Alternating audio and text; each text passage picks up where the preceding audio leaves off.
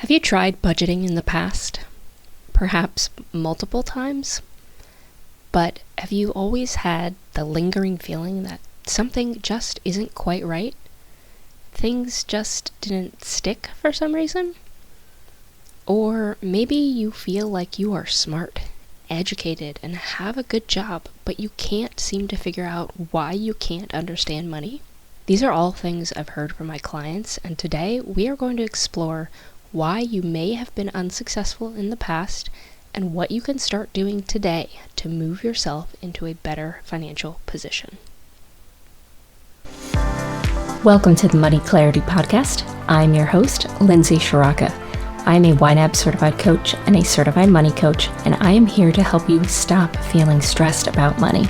Together, we'll get your finances organized so that you can finally feel confident about not only spending and saving, but using your money as a tool to go after your biggest, wildest dreams. Let's dive into today's episode. Okay, so maybe you've tried budgeting. You've downloaded the apps.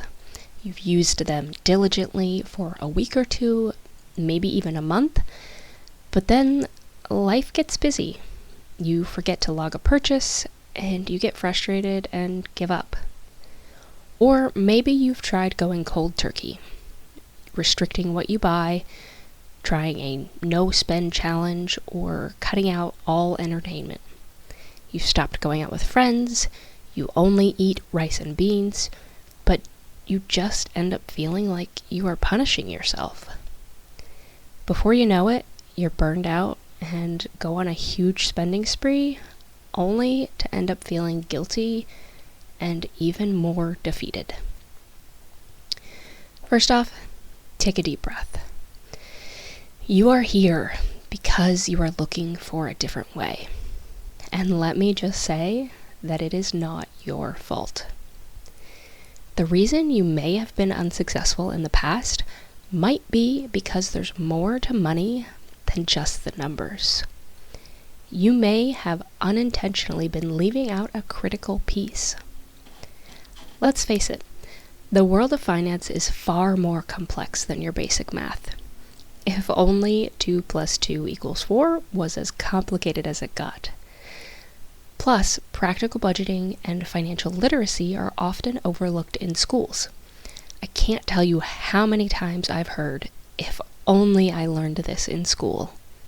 The good news is that the only math you actually need for your finances is basic addition and subtraction, and calculators are allowed. The bad news is that there is so much more to money than just math. Money goes so much deeper for most people than just talking about the numbers. It will likely bring up memories, feelings, and emotions that most people would just rather not deal with. And it can bring up a plethora of emotions: anxiety, scarcity, guilt, anger, excitement, shame, joy, intimidation, just to name a few. Plus, we all have a money story. These stories create layers upon layers of history that can actually run generations deep. Yet, we also need to learn the practical side of how to budget. So it's no wonder you may be feeling incredibly overwhelmed when it comes to your finances.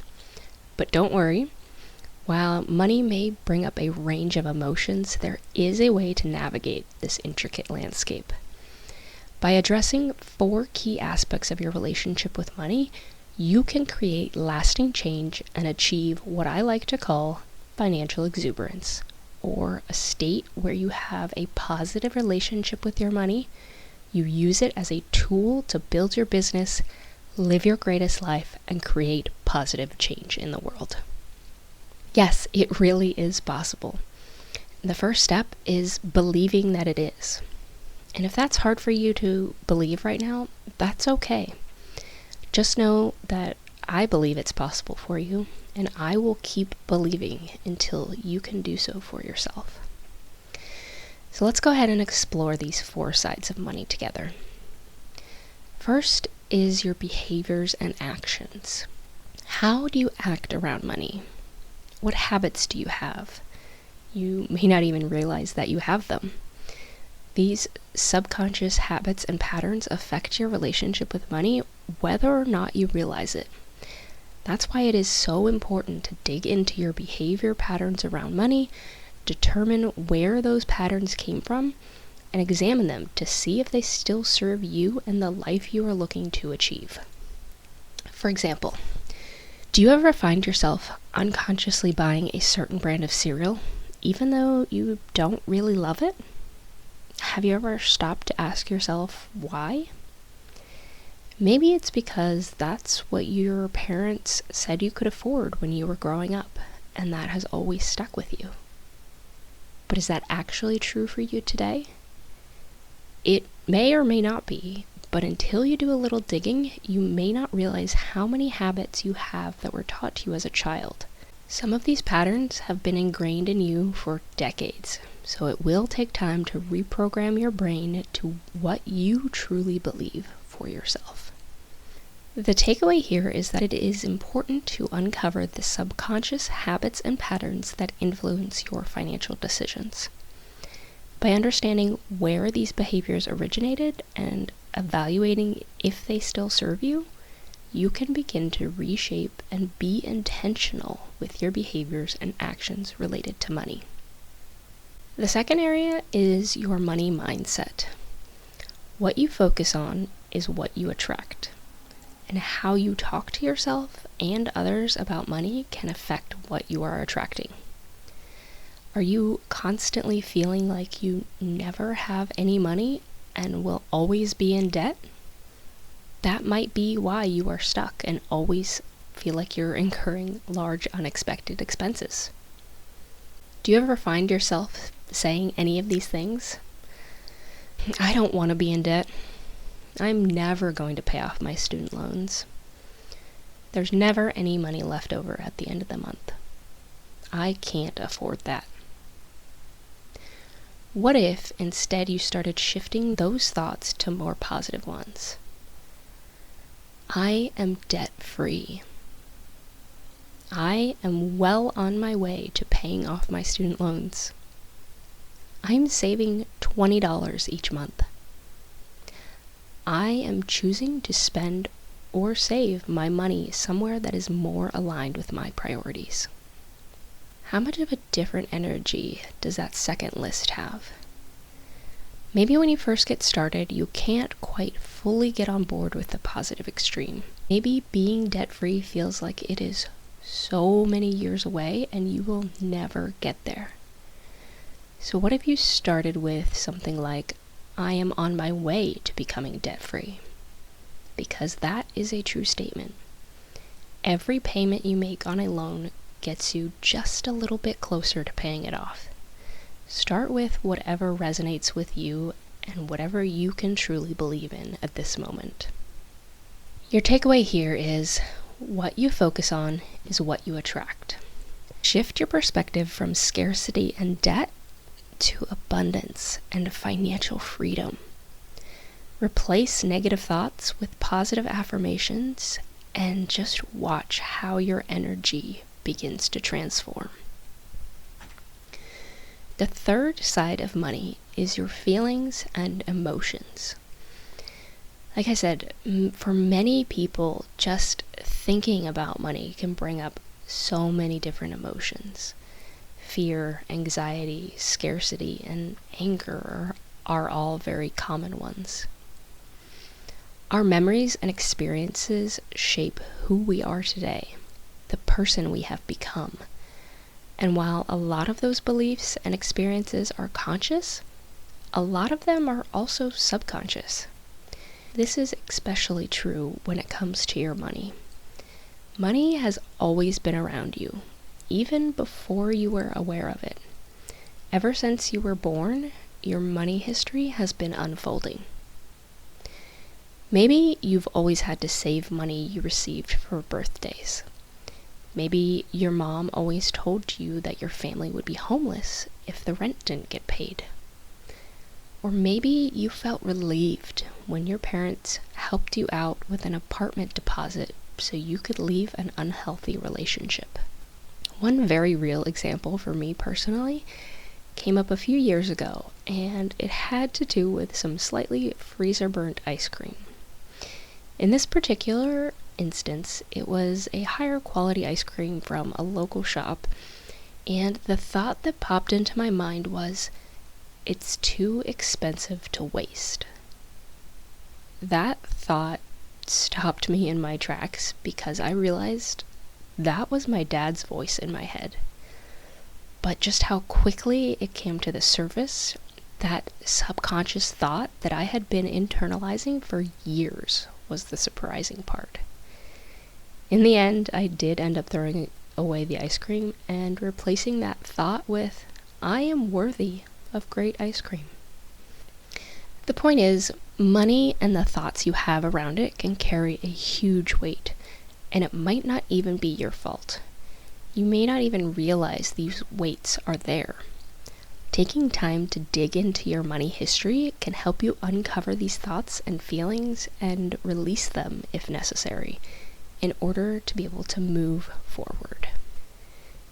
Money has a profound impact on our emotions, often evoking fear, anxiety, and anger. By diving into your money history and examining past experiences, you can release negative associations and move forward with clarity. And the fourth side of money is that practical side. So, the actual numbers, creating a budget, assessing your debt situation, or tracking expenses are all part of how to actually start changing your situation. Being willing to face your numbers, your income, debt, and expenses can be incredibly scary. But once you know the numbers, it will actually give you more confidence and clarity than you ever thought possible. At the very least, it gives you a starting point so you have the information to be able to take the next right step forward.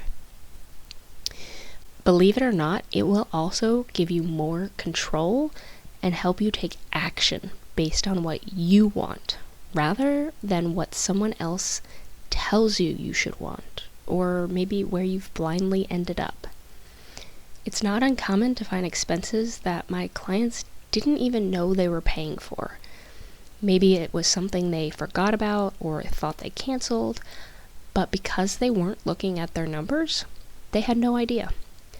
Once you are armed with that information, you can take action to change where your money goes. Will it be scary to face the numbers? Probably. Will it be painful to see your spending in certain areas? Most definitely. Will it be worth it in the long run if you make conscious choices to do something different moving forward? Absolutely. Here's your takeaway for this last one. Take control of your finances by creating a budget, assessing your debt situation, and tracking expenses. Facing the numbers will most likely be daunting, but it will empower you to make conscious choices and regain control over your financial future. All right, so let's bring it all together. The 4 areas of money are your behaviors and actions, your money mindset, your feelings and emotions, and the practical side of budgeting. And while this may sound like a lot, the key is to take it one step at a time. Those individual steps will begin to add up to progress over time. You just have to keep moving forward. I tell my clients this all the time. You didn't get here overnight, and you won't get out of it overnight either. But you have to start. One action you can take today that will start touching on all of these areas is to just start becoming aware.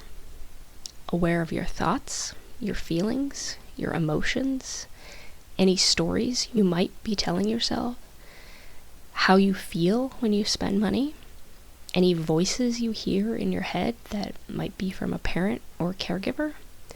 Just start to notice. Becoming aware is the first step to being able to make any sort of change. Then, by embracing all 4 sides of money, you too can achieve financial exuberance. that state where you have a positive relationship with your money. You use money as a tool to help you live your greatest life, maybe build your business, and create positive change in the world. This is a place where you are in control of your money, rather than feeling like it controls you. And it will also give you more clarity and control over your finances than you ever thought possible. Also, you are not alone on this journey. We all have areas of our money that require attention and growth, and yes, I'm including myself in that. As you continue to explore and dive deeper into this work, you'll uncover new layers and transform not only your life, but likely the lives of future generations. Yes, this work can be just that powerful. Imagine the possibilities that this freedom could hold for you and your family. Because yes, your biggest, wildest dreams are within reach. Let's go make some money moves so that you too can start to experience financial freedom. That's all for this episode of the Money Clarity Podcast. My hope is that today's conversation gave you a little bit of clarity and confidence to take the next right step. If you're ready to dive deeper into your relationship with money, you can find more resources, both free and paid, at theexuberantelephant.com/everything. You can also find that link in the show notes. And if you're enjoying the podcast, please leave a rating and review. It really helps the show reach more people just like you. Talk to you next time.